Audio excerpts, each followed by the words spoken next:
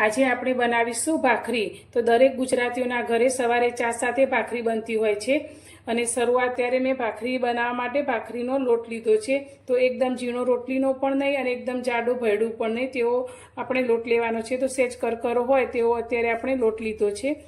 તો સ્વાદ પ્રમાણે આપણે મીઠું ઉમેરીશું। તો મોળમાં અત્યારે મેં 2 ચમચી ઘી લીધું છે, તે અંદર ઉમેરીશું। તો ઘી અને તેની સાથે 2 ચમચી અત્યારે મેં તેલ લીધું છે। તો તમે બધું સારી રીતે આપણે મિક્સ કરીશું, તો પણ દૂધ લેવાથી ભાખરીનો ટેસ્ટ વધારે વધી જાય છે।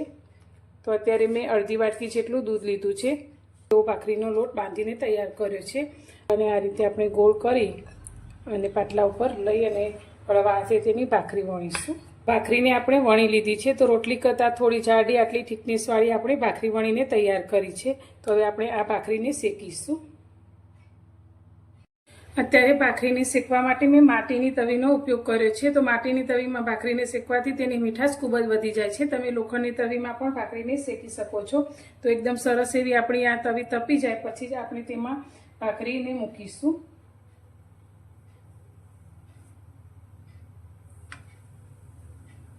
હવે નીચેનું પણ થોડું શેકાય ત્યાં સુધી તેને થવા દઈશું। તો નીચેથી આપણી ભાખરી સારી રીતે શેકાવા લાગી છે।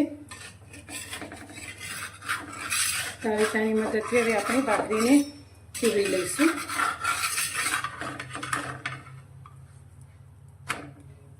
અને હવે નીચેથી આપણે મીડિયમ ગેસની ફ્લેમ પર ભાખરીને સારી રીતે શેકીશું। તો હવે આપણે ભાખરીને ફેરવી લઈશું। તો નીચેથી જોઈએ તો એકદમ સરસ એવી ચડી ગઈ છે। તો હવે આપણે તેની બીજી સાઈડ આ રીતે ફેરવી અને તેને સારી રીતે શેકીશું। તો હવે આપણે બીજી સાઈડથી ભાખરીને જોઈએ તો એકદમ સરસ એવી શેકાઈ ગઈ છે। તો બંને બાજુથી એકદમ સરસ એવી આપણી ભાખરી શેકાઈને તૈયાર છે। તો હવે આ ભાખરીને આપણે કાઢીને આ જ રીતે બીજી ભાખરી પણ શેકી લઈશું। તો બધી જ ભાખરીને આપણે શેકી લીધી છે। તો ગરમ ગરમ ભાખરી ઉપર આપણે આ રીતે ઘી લગાવી લઈશું। તો ઘી લગાવવાથી ભાખરીનો ટેસ્ટ ખૂબ જ સરસ આવે છે। તો આ રીતે આપણે બધી જ ભાખરી ઉપર ઘી લગાવી લઈશું। તો એકદમ સરસ એવી આપણી ભાખરી બનીને તૈયાર છે।